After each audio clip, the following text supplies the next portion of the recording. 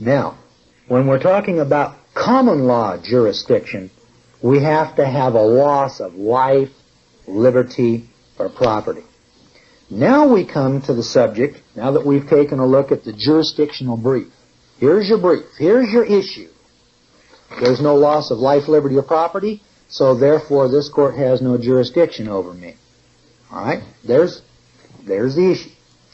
Now, in support of the issue, we have to have our argument. And the argument is, why is that so? Let's take a look at the jurisdiction brief called Merchant at Law and Supply of Demand for Dismissal. Let's take a look at this one next. Merchant at Law, which is a jurisdiction brief, and now we're going to tell the court from the common law why it is that this court doesn't have jurisdiction based upon my particular circumstance. I'm a merchant at law. What is a merchant at law? And how does a merchant at law function?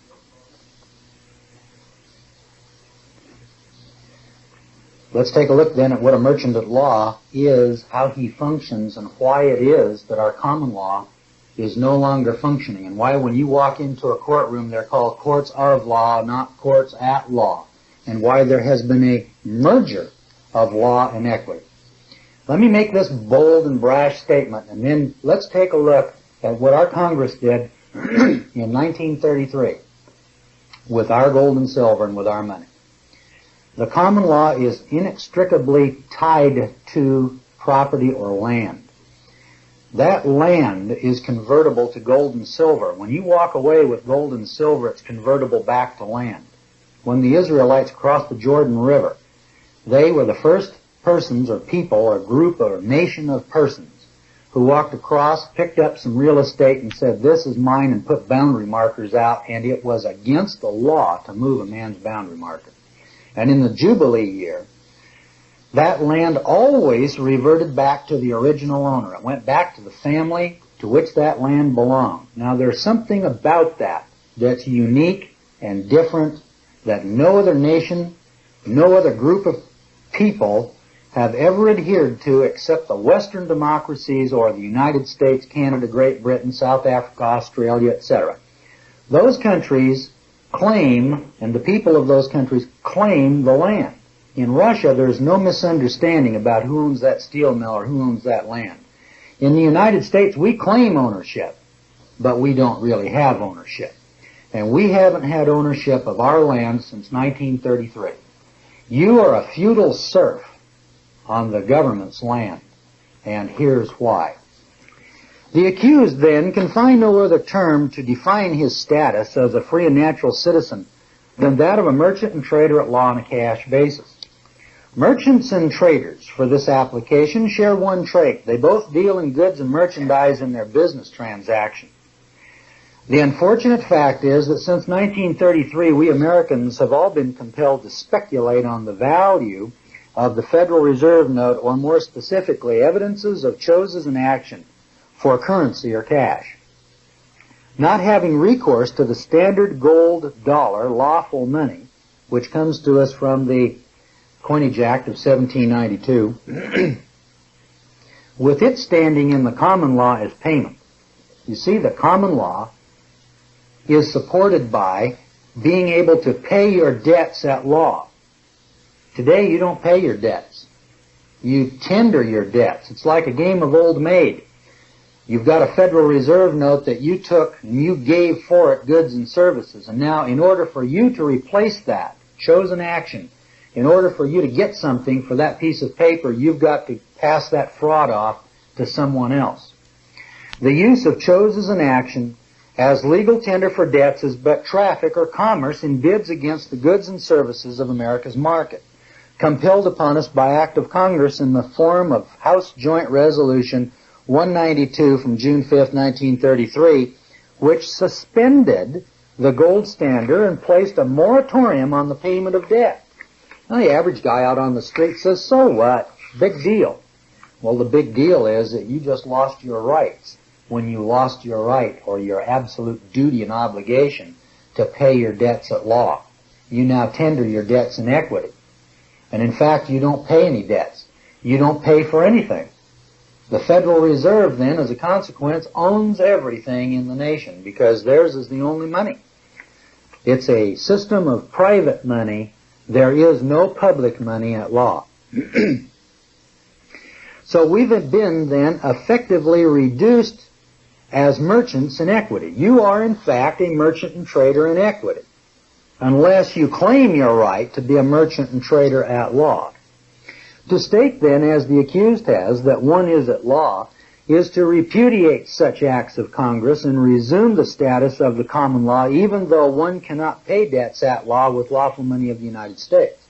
When I walk in that courtroom, I make the statement and the claim that I'm a merchant and trader at law on a cash basis, and that through no fault of my own, my government has illegally and unlawfully reduced me to a feudal serf or tenure, a tenant on the land. And I absolutely repudiate that. You can't create in me, you can't cause me to give up my rights. I have to do that voluntarily.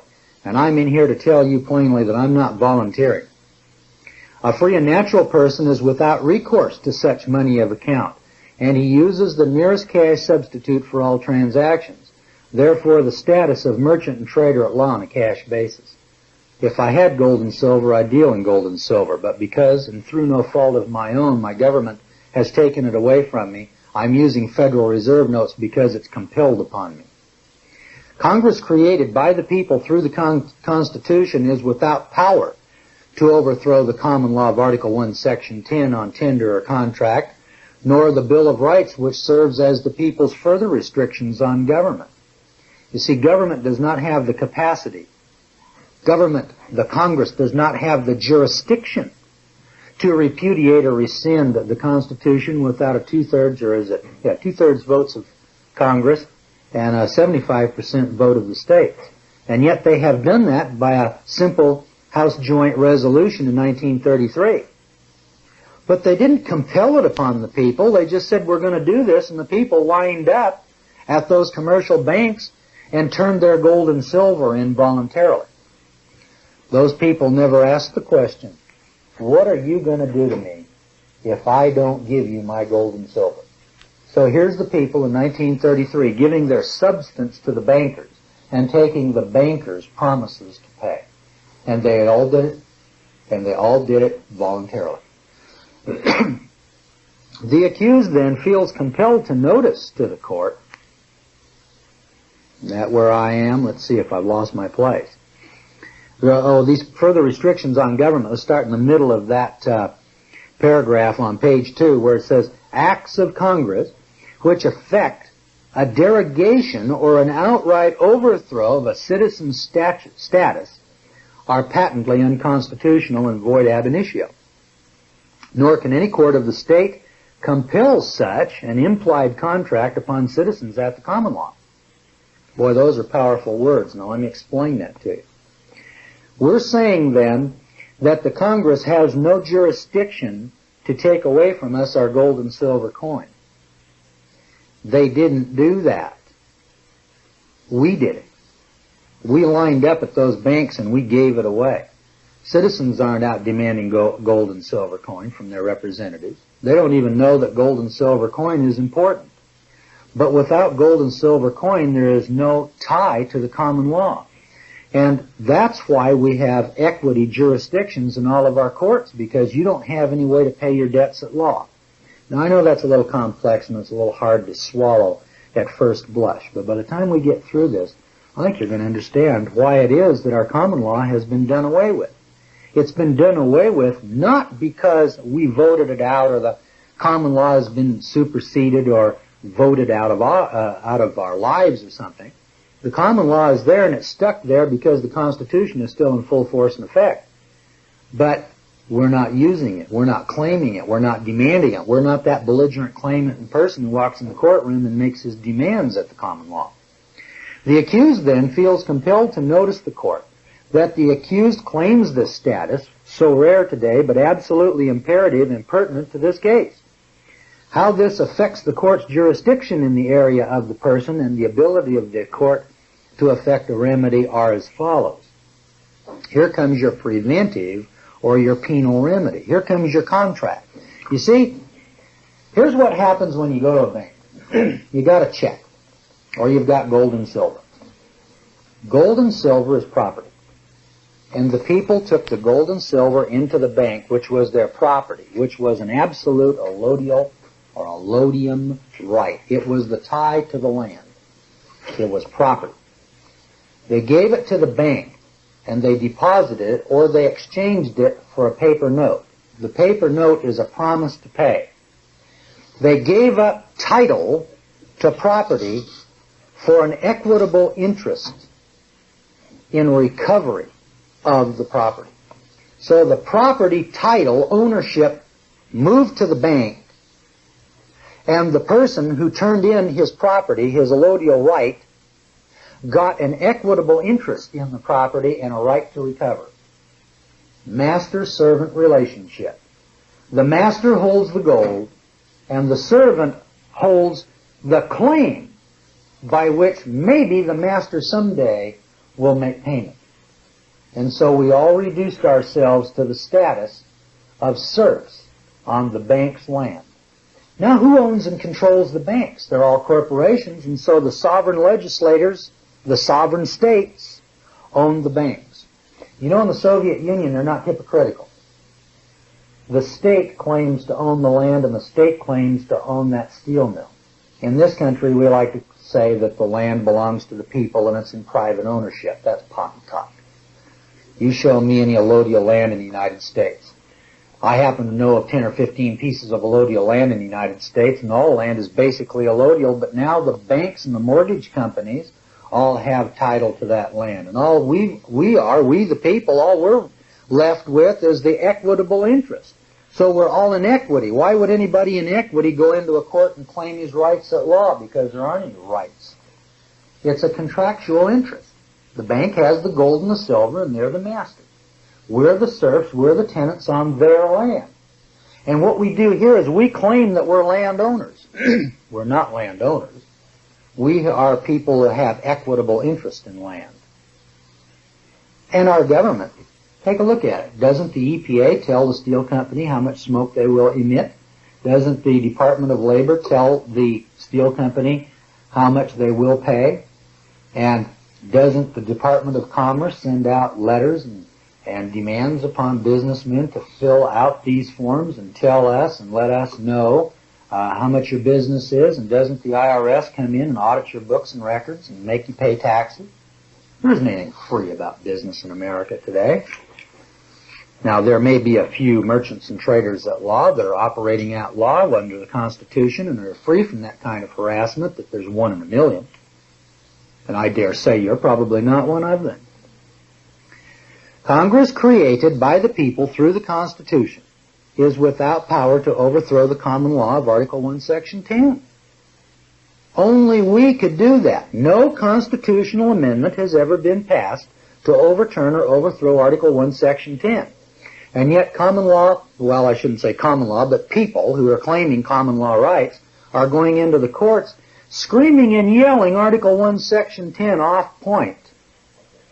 And they're off the wall and out to lunch, to coin the vernacular, because a man who is in the banking system can't go into the courts and scream common law rights. You don't have any common law rights. All you have is choses in action. You've got Federal Reserve notes. You've got an equitable interest in the property, but the bank has the property. The bank has the gold and silver. You don't have that. So until you can get rid of your checking accounts and your bank credit cards and pay the mortgage off on the land that you have an equitable interest in, you can't claim to be a merchant and trader at law. Now, you can become a merchant and trader at law. You can come to the common law, but you're not there yet. You just want to get there. So down here then, here's penalties and penal remedy. Jurisdiction is derived from power and capacity. The fines ordered by the court in traffic cases are payable or tendered only in the form of irredeemable paper money, sometimes called Federal Reserve notes. This paper is redeemable in nothing but more paper, and is not substance nor representative of substance. The Federal Reserve note is nothing, has no power or capacity whatsoever. Federal Reserve notes were not an attempt to make dollars. They're not dollars. They're private money. United States versus Bilknard, 14 Wall 457. They are, in fact, registered bearer bonds, and as such, small change for United States bonds. Not being a property in possession, they are not dollars. Federal Reserve notes are not even convertible to property anymore. On the other hand, the standard gold dollar is or was property, allodium. Here's your tie, allodial, land, and allodium, dollars, gold, substance. You know, money has to have substance, or it's nothing. In possession, and is or was substance at law and usable in payment of debts. Not tender of debts, but payment of debts, rather than payment for debts. Big difference here between a payment of a debt and a payment for a debt. You know what these people are doing? They're taxing evidence of debt. You can't tax an evidence of debt. A Federal Reserve note is not substance. In fact, it's the evidence of debt. And so here you've got people using bills of exchange, which are evidences of debt with which to go out and buy, sell, and trade with. What a renvoyé that is. Property is defined as the sole and despotic dominion which one man claims and exercises over the external things of the world in total exclusion of the right of any other individual in the universe. The right to possess, use, etc. That comes from Bouvier's Law Dictionary. I think that's the 1914 edition, page 2750. In other words, then, property is something that you own to the exclusion of every and anybody else. Absolutely no one has any claim upon whatever it is you're claiming as property. You claim to own a house? Well, what happens if you don't pay the property taxes or the mortgage? Don't you see what happens? And even if you claim to own the house free and clear, you know, a lot of people do that. They have no mortgage. They're still paying property tax on it, aren't they? Well, if you're paying property tax on it, you don't own it. The government owns the land, and if you don't pay it like a good feudal serf, then the government will throw you off the land and put some other slave on it. We'll talk about land, and we're going to have Neelis Cook do that. Neelis is more of an expert in land than I am. He just recently claimed he and his two brothers, 58,000 acres of public land. That's correct. You know, you can claim public land, always have been able to claim public land. But merchants and traders in equity can't claim public land. Corporate capacity can't claim public land. Merchants and traders at law can claim public land. And so now we've degenerated to a position that slaves cannot go out and claim what's theirs. That public land is public land administered by government. It's not owned by government. Government has no title to the public lands. Government has title to and ownership of docks, forts, and yards, and things like that. Hunters Point Naval Shipyard is owned by the federal government, and they have title to it. And Neelis will get into that in more detail, and when we get through with that lesson, I think you'll have a better grasp of what your service to government is all about. We have all degenerated into this service to our government. And we owe specific performance to our government. And that national debt that you're looking at is the culmination of the master-servant relationship. And when you go to Scripture, what do you find? The servant, that is the debtor, is servant to the lender. And who's the lender? The Federal Reserve System. So the Federal Reserve System is the master, we're the debtors, we're the servants of that Federal Reserve System. And that's why we've been divorced from our land, and that's why we're feudal serfs on our land. That's the bad news. Now, the good news is you don't have to stay that way. You can change your status anytime you'd like to. But to change your status is going to require that you become a responsible citizen again with duties and capacities. You see, now you're incapacitated, and you're going to become a person with capacity. Well, down here at the, let's see, I'm on page 3, about halfway down, where it says standard gold dollars, being absolute property in possession, are actually portable lands, inasmuch as they vest the owner with full legal and equitable rights and interests and are allodial property. You convert land into gold and silver, and you have absolute despotic ownership of that land and that property. If you're the absolute owner and sovereign over that land or property, then it can't be taxed. Sovereigns don't pay taxes. Sovereigns impose taxes. Sovereigns don't obey law. Sovereigns create law. However, property is further defined into property in possession or choses in action, which are in effect equitable right of recovery. Okay? Now, you know, some of these terms that you're listening to here are strange and foreign. And you need to take Bouvier's Law Dictionary here, and you need to look up those terms, and you need to learn and understand them. Because in the courtroom, it's a battle of words. And you're in that courtroom to explain and to expound your position. And that judge, being ignorant, will begin to ask you questions and make you defend your position. And if you can't defend your position and explain the law, you can't stop his mouth.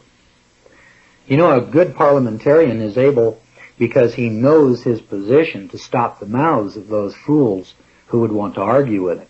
And that's where you've got to go. From where you are now, you've got to get to the position where you can stop the mouths of these babbling fools.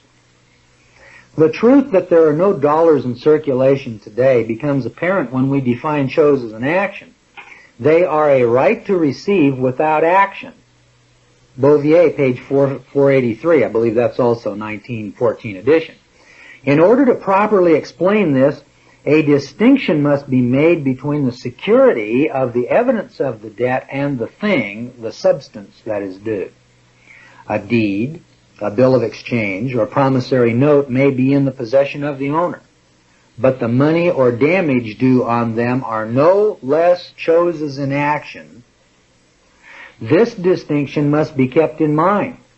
The choses in action are the money damages or the thing owing. The bond or the note is but the evidence of the thing that's owing. You know, you got a $10 bill in your pocket. That's the evidence that the Federal Reserve owes you $10. But it's not the $10. And when you're in there on that courtroom floor, we're talking about the evidence of a claim or debt, not the debt itself.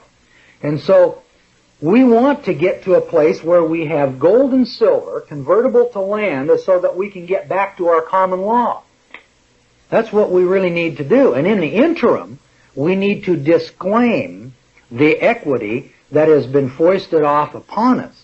And the reason that they're bringing us into administrative law courts and this gigantic explosion of administrative law and rules and regulations upon citizens is the result of the loss of our allodial title to our land.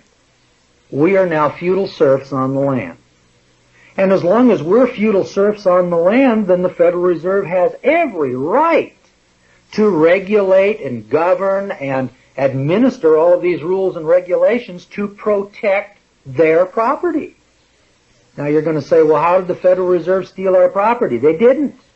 You gave it to them. You gave it to them in 1933. They said, come line up at the doors of the bank and give us your gold and silver and we will give you paper. And all you people went out there and did that. I'd like to see somebody come along and say, no, all you good people out there, bring all of your furniture down and stack it up outside the door and we'll give you a warehouse receipt. And now you can go home and sit down on your receipt. And you can go home and cook on your receipts. You see how insane that was? You know, these merchants of deceit who have been spreading paper money started at the Tower of Babel. This baloney of paper money and soft currency has been going on for thousands of years. And the people have been gullible for thousands of years, and people like John Law and Nimrod and numerous other Old Testament and New Testament and modern prophets of soft currency and paper money have been spreading that get rich quick and here's how to make money by going into debt. That kind of baloney has been with us forever. And as long as we want to fall for it, we will always be slaves. And it's just that simple. No big mystery about it. There can, in the nature of things, I'm down at the bottom here, close to the bottom of page 3, there can, in the nature of things, be no possession on a thing which lies merely in action. First National Bank versus Holland. So the Supreme Court understands money, friends. You take Article 1, Section 10 to the Supreme Court and they'll explain to you money. They've been explaining the income tax and money for the last nearly 100 years. But the problem is we citizens don't understand it, and we listen to our newspapers, we listen to Dan Rather and Walter Crankcase and all of these commentators who are controlled by the bankers and Time Life and all of the media, and they tell us what we want and what we ought to have. How many editorials do you see where it says, and the people won't sit still for these drunk drivers? It's time for action, and the people are demanding action, that these drunk drivers be driven from our highway.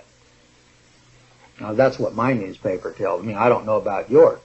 I'm not demanding that those drunk drivers be expunged from the highway. I don't care if a guy drives down the road drunk. Doesn't bother me a bit. Not a bit. In fact, I'd rather have drunks on the road. You know that less people are killed by drunk drivers than by sober drivers? That's fact. Explained that to you earlier. I don't want to be killed by a drunk driver, but I don't want to be killed by a sober driver either.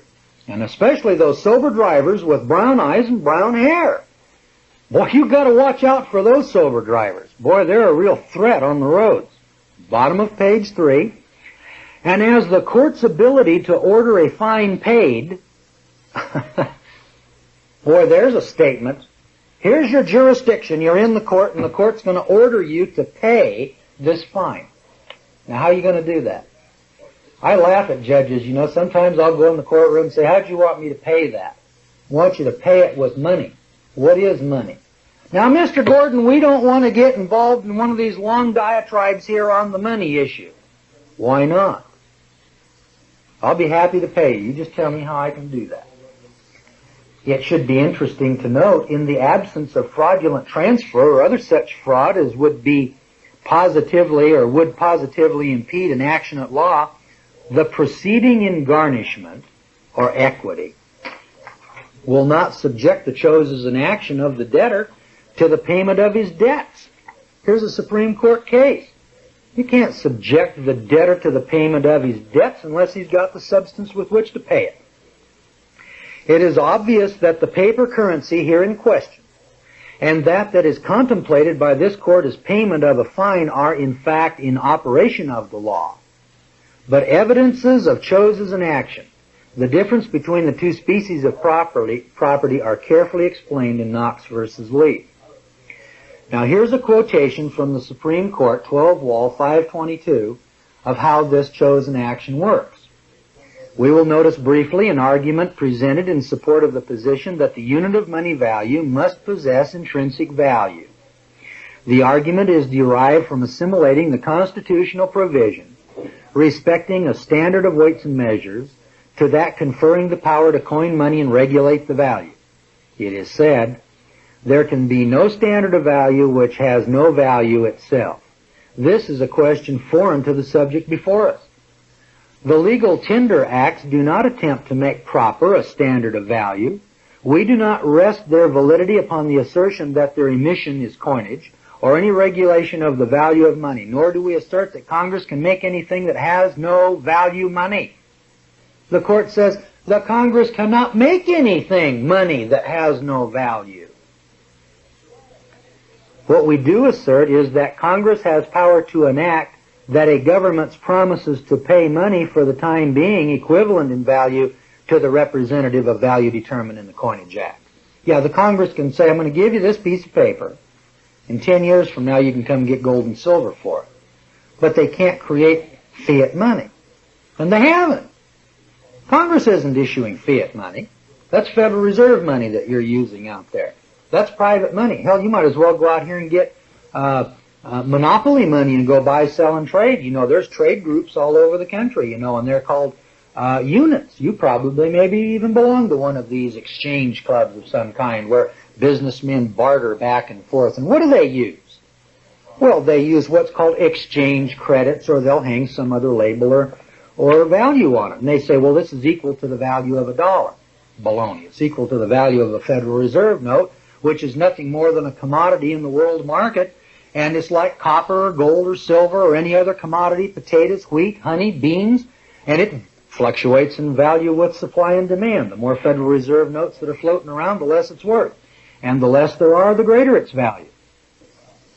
So, it is thus clear, and we're in the middle of page 4 here, that a promise of delivery is not delivery, nor upon national currency even meant to be. And there's a Supreme Court quote for you from Milan versus United States. For more on this subject, see Knox versus Lee. Here's a couple of cases for you to research and shepherdize. Go down to your local law library and read these 2 cases. You want to get a little more understanding about money. No one supposes that these government certificates are never to be paid, that the day of specie payments is never to return, and it matters not in what form they're issued.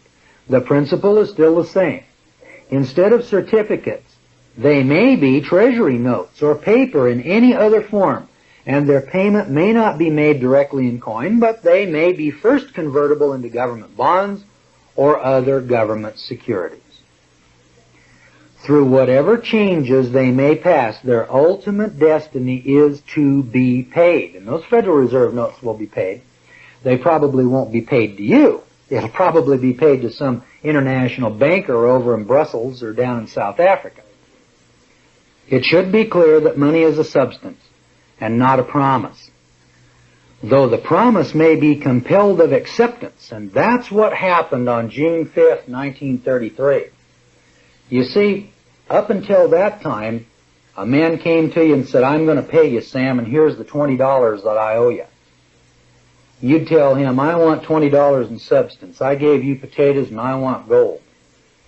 But with HJR 192, the world changed. At that point in time, the merchants of paper fraud came along, got through the Congress, and nobody squealed or squirmed about it. Here was this direct violation of Article 1, Section 10, and compelled the payment. It compelled the acceptance. You know, now you came to me and said, okay, George, I'm going to give you this $20 bill. This is a promise to pay. It never was the substance. You already had my potatoes. And now, sanctioned by the government and law, you could now give me a piece of paper and say at some future date I'm going to pay this.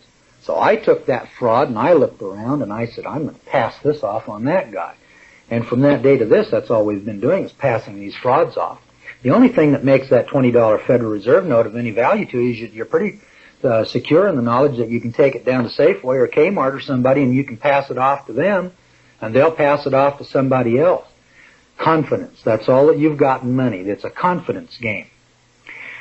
Such was the law in the general federal common law that during the reign of Swift versus Tyson, which lasted until 1938, when the Erie Railroad decision and subsequent decisions expelled the law merchant from the federal common law. There is no general federal common law. The common law now resides in the states, which effectively destroyed the 7th Amendment to the Constitution of the United States and paved the way for the reign of irredeemable paper. Now, we didn't get irredeemable paper right away. You see, these guys, they come in softly and quietly, and little by little, a little chink here and a little chink there in the dike, until it starts the flood coming through, or the little trickle of water coming through. And now what we have is a flood of bureaucracy and regulation and rules that come down on us because we're nothing but a bunch of mere serfs. We have no rights. Paper, redeemable in nothing but more paper, finally became a full reality on March 18, 1968, exclusively on the federal level through Public Law 90-269. Yet Article 1, Section 10, Clause 1 of the Federal Constitution remains in effect. The Erie Railroad case decision could not destroy the common law. It's replaced it. It's changed it all right, but it did not destroy it. You know, the common law of the states founded and grounded upon substantive allodial titles in real property. You can stop paying property tax, friends. You can get off of this bandwagon of the international bankers anytime you want to. We're going to show you as time goes on how this allodial, or allodium, as we call it, isn't a word that was coined by George Gordon and that you can't find in a law dictionary. It's true that the government would like you to believe that you have to pay taxes on your land, but that's not true, and we know of land that's been taken off the tax rolls, and you can take it off the tax rolls if you want to learn how. The best it could achieve were the conclusions or the compulsions of record in Milan versus United States. Nor can the courts of the 4th Judicial District, that's our judicial district, magistrates or prosecuting attorneys work in collusion with the king's agents, that's the policemen, to destroy the common law of the several states in substantive allodial titles. Land titles in the state of Idaho, as in all states of this union, once glorious and free, are allodial and substantive and not feudal and contemplative. It isn't something that we're contemplating that we think we'll get. They're here. It's substance. That land is out there. It's just that the Bank of Idaho owns title to it, and you have an equitable interest. We've got to reverse that. You own that land free and clear. Let's get out of debt, friends, and let's get our substance back. We can't have gold and silver until we have responsibility in our common law, and we get that by demanding it. We've got to be that belligerent claimant. There's no paramount overlord in any instance. The meaning of this should be known to the learned courts as in all our land, or in all of our law. Fundamental property consists in lands and goods as distinguished from franchises, jurisdictional powers, and fiscal immunities or other immunities derived from some civil authority that is not beholden to the people of the Union. All right, now, I just go on to show in the rest of this document how in the state of Idaho, because of my status as a merchant and trader at the common law, that my argument is that you lack the effective remedy. The court cannot compel me to discharge this fine that it's going to impose upon me in anything but lawful money, and the state of Idaho doesn't have any, and I don't have any, and they demand that I pay this in lawful money, and there is none. So the courts of this country, our contention is that there isn't a court in the United States of America that can compel specific performance in the payment of a fine in any way, shape, or form in anything less than gold or silver. A dollar, friend, is 412.5 grains of silver, or 1/42 troy ounce of gold. The very definition of a dollar is that amount. You can't have a dollar's worth of glass or water or beer or anything else. A dollar can only be measured in gold and silver. All right, that being the case, let's take a look then at the next issue. Now remember, we talked about status early on, and I've got rights, jurisdiction brief, memorandum of law here. Let's take up this next one here called jurisdiction brief, status in support of demand for dismissal. Now we've brought in money as a supporting argument. Now let's take status, and let's show you how status then becomes an argument in support of our jurisdictional argument for dismissal.